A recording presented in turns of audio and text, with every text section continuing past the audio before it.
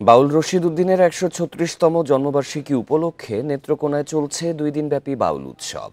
বাউল রশিদ উদ্দিন একাডেমির এই আয়োজনে রয়েছে আলোচনা, গান ও গ্রামীণ মেলা। ২৫০টিরও বেশি ডিজাইন অপশন নিয়ে ওয়ালটন স্মার্ট ফ্রিজ, বোঝে আপনার প্রয়োজন। উৎসবের প্রথম দিন দেশের বিভিন্ন স্থান থেকে আসা বাউলেরা গান পরিবেশন করেন।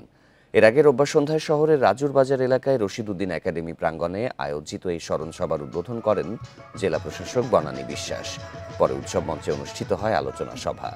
১৮৮৯ সালের ২১শে জানুয়ারি নেত্রকোনা সদর উপজেলার বাহির চাপাড়া গ্রামে জন্ম নেন রশিদ উদ্দিন। মালজোড়া গানের সূচনা করেন বাউল রশিদ উদ্দিন। তাঁর স্মৃতি ও বাউল গানের ঐতিহ্য নতুন প্রজন্মের কাছে তুলে ধরতেই এই উদ্যোগ বলে জানায় সংশ্লিষ্টরা।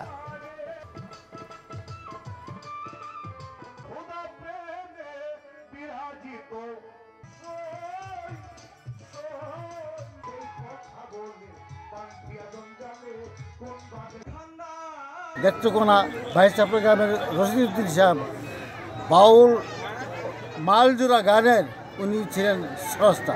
এই উৎসবের মাধ্যমে বাউলরা যা তুলে ধরছেন তাতে আমাদের সাম্য, সংস্কৃতি সবই আমরা বিকশিত হবে আরও বেশি করে। বাউল রশিদ উদ্দিন খান সাহেব বাউলের মনিব ছিলেন এবং বাউলের স্রষ্টা ছিলেন।